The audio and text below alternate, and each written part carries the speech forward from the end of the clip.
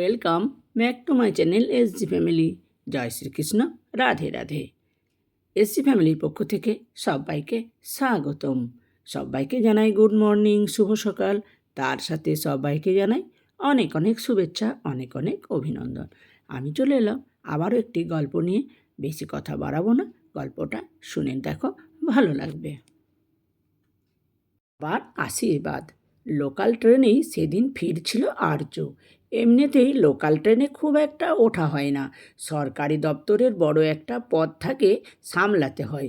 অফিসের কাজ থাকলে অফিসের গাড়ি, আর নিজের কাজ থাকলে নিজের গাড়ি নিয়েই যাতায়াত করে।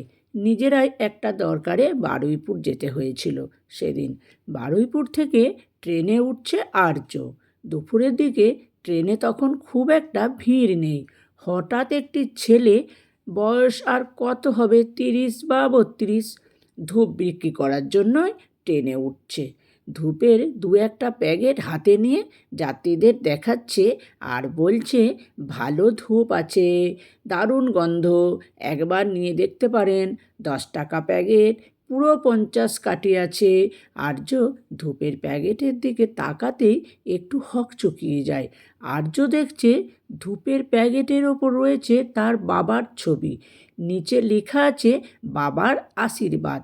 ধূপ বিক্রেতা ছেলেটি আর্যর হাতে ধূপের দুটি প্যাকেট হাতে দিয়ে বলে, দাদা নিন না, খুব সুন্দর গন্ধ, দাম মাত্র 10 টাকা, দোকানে এত কম দামে পাবেন না। আর্য ধূপ নেবে কি না সে কথা পরে, কিন্তু এই ধূপের প্যাকেটে তার বাবার ছবি কেন সে কথা ভাবছে, জানতেই হবে। মানিব্যাগটা খুলে আর্যর মানিব্যাগে রাখা বাবার ছবিটা বের করে একবার দেখে। কৌতূহলী হয়ে ধূপ বিক্রেতা ছেলেটিকে জিজ্ঞাসা করে, আচ্ছা ভাই, ধূপের প্যাকেটে এই ছবিটা কার? আমার বাবার। তোমার বাবা? কি বলছো এসব? খুব যদি না ভুল হয় তাহলে এই ছবিটা একবার দেখো তো। আর্য মানিব্যাগ থেকে বাবার ছবিটা বের করে ধূপ বিক্রেতাকে ছেলেটির সামনে এগিয়ে দেয়। তারপর বলে, দুটো ছবি নিশ্চয় একজন মানুষেরই। ধূপ বিক্রেতা ছেলেটি ছবিটি হাতে নিয়ে একটু ভালো করে দেখে নিয়ে বলে, হ্যাঁ, তাহলে তুমি বললে তোমার বাবার ছবি? আসলে তুমি ধূপের প্যাকেটে যার ছবি দিয়ে রেখেছ উনি আমার বাবা। কিন্তু একটা বিষয় আমি বুঝতে পারছি না, তুমি আমার বাবার ছবি ব্যবহার করছো কেন? আমার কাছে উনি যে ভগবান, আমি ওনাকে বাবা বলেই মানি। এই যে আজ আমি ধূপ বিক্রি করছি, আমার এই ধূপের ব্যবসা সবটাই ওনার জন্য, ওনার আশীর্বাদ। উনি আমাকে সহযোগিতা না করলে আজ আমি নিজে এই ব্যবসাটা করতে পারতাম না। আসলে ছোট বয়সে আমার বাবা মা মারা যায়। আমার নিজের জেঠু বলল, পড়াশোনা করতে হবে না, খেটে খা। অত বড় একটা ছেলে জেঠুর ঘাড়ে বসে বসে খাবি, এটা চলবে না। মাধ্যমিক পাস করে কাজের ধান্দা করতে থাকি, কিন্তু কোথাও আর কাজ পাই না। একদিন একটা ধূপের কারখানায় আসি কাজ করার জন্য। ওখানে এসেই পরিচয় হয় ওনার সাথে। আমাকে দেখে বললেন, এইটুকু ছেলে, তুই কাজ করতে এসেছিস? তোর বাবা মা তোকে কাজ করতে পাঠিয়েছে রে। আমি বলেছিলাম, না কাকু, বাবা মা থাকলে আমি আর কাজ করতে আসি? তাছাড়া কাজ না করলে খাবো কি? জেঠু বলেই দিয়েছে, কাজ না করলে খাওয়া বন্ধ। তারপর থেকে ওই ধূপ কারখানায় কাজ করতাম। আমার জীবনের সমস্ত কথা একদিন কাকুকে বলি। কাকু আমাকে খুব ভালোবাসতেন। আমাকে বলতেন, তুই আমার ছেলের মতো, চাইলে আমার বাড়িতে থাকতে পারিস, পড়াশোনাটা করতে পারিস অন্তত। আমি রাজি হইনি।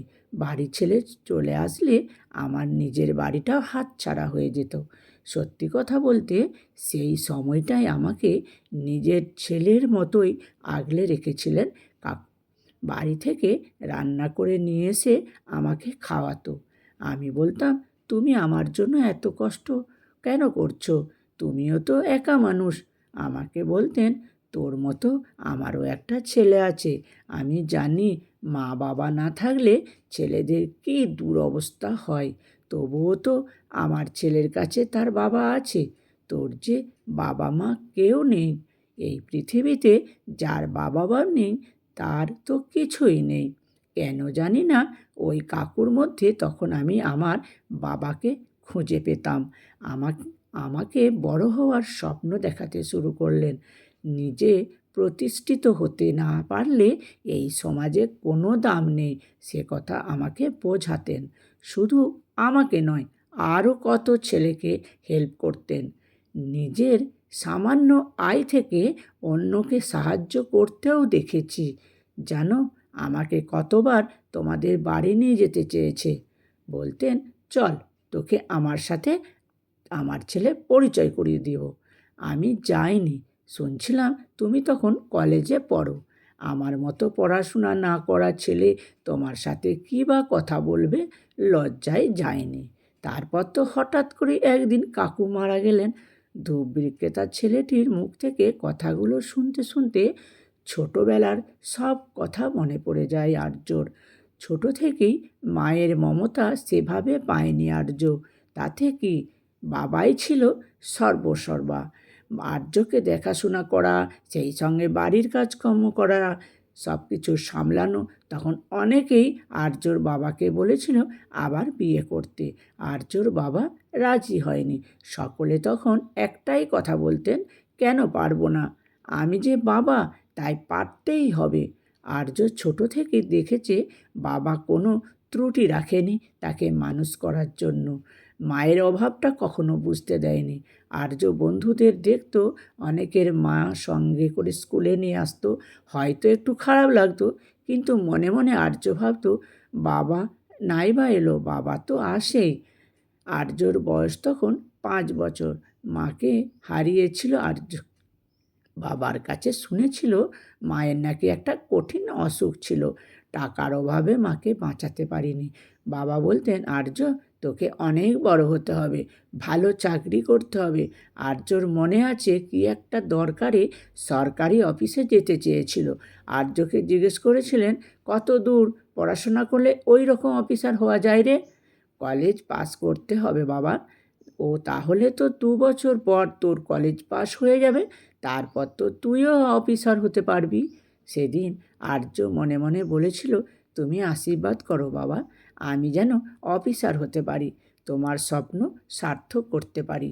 তারপর থেকে আর্যর মনে জেদ চেপে বসে, তাকে পারতেই হবে, বাবার মুখ উজ্জ্বল করতেই হবে।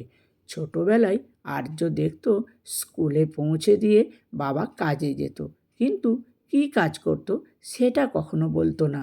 একদিন চোখে পড়ল বাবাকে ট্রেনের মধ্যে ফল বিক্রি করতে। মাথায় ফলের ঝুড়ি নিয়ে ট্রেনে উঠে বলছে, একটু ধরো তো বাবা, ঝুড়িটা নামায়। সেদিন আর্যর বাবা বুঝতে পারেনি পাশে দাঁড়িয়েছিল নিজের ছেলেই। আর্য সেদিন বাবার মাথা থেকে ঝুড়িটা নামিয়ে দিয়েছিল। বাবা ফল বিক্রি করছে বলে আর্য একটুও লজ্জা পায়নি, বরং বাবাকে সহযোগিতাই করেছিল সেদিন।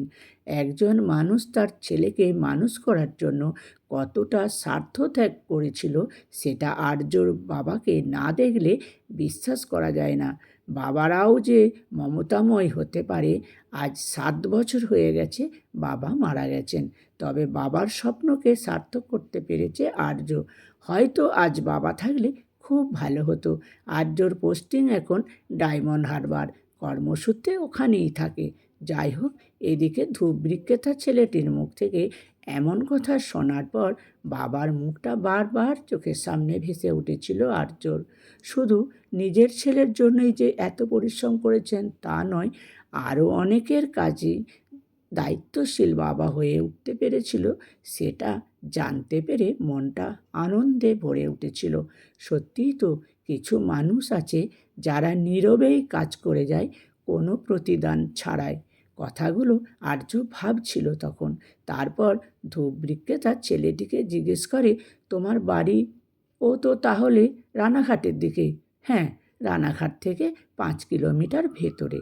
এখন আমি নিজের বাড়িতেই ধূপ তৈরি করছি। 2জন লোক আমার বাড়িতে কাজ করে। এই বারুইপুর লাইনে সপ্তাহে 2 দিন আসি। খুব ভালো লাগছে আজ তোমার সাথে দেখা হয়ে।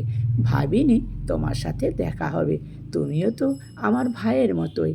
যে মানুষটা আমার ভালোর জন্য এত কিছু করেছেন, সেই মানুষটাকে ভুলে যায় কী করে? আমি যে তাকে বাবার আসনে বসিয়েছি। আজ নিজের বাড়িতেই আমি ধূপ তৈরি করতে পারছি, ভালো ইনকাম করতে পারছি, সবটুকুই বাবার আশীর্বাদ। কথাগুলো শুনে বেশ ভালো লাগলো আর্যর। আর্যর হাতে দুটো ধূপের প্যাকেট আগে থেকেই ছিল। তারপর আর্য বলে, আমাকে আরও দুটো ধূপের প্যাকেট দাও ভাই। বলে পকেট থেকে টাকাটা বের করে দিতে গেলে ধূপ বিক্রেতার ছেলেটি বলে, তোমার থেকে টাকা নেব না, এটা তো বাবার আশীর্বাদ। আমি যে তোমাকে আমার তৈরি ধূপ দিতে পেরেছি, এটাই আমার বড় পাওনা। তোমার মোবাইল নাম্বারটা দাও, আমি প্রতি মাসে আমার তৈরি ধূপ তোমার বাড়ি পৌঁছে দিয়ে আসবো। শুধু আমার বাড়িতেই নয়, তোমার বাড়িতেও ছড়িয়ে পড়বে এই ধূপের ধোঁয়া, যার মধ্যে আছে আমাদের বাবার আশীর্বাদ। ভিডিওটি ভালো লাগলে শেয়ার করুন।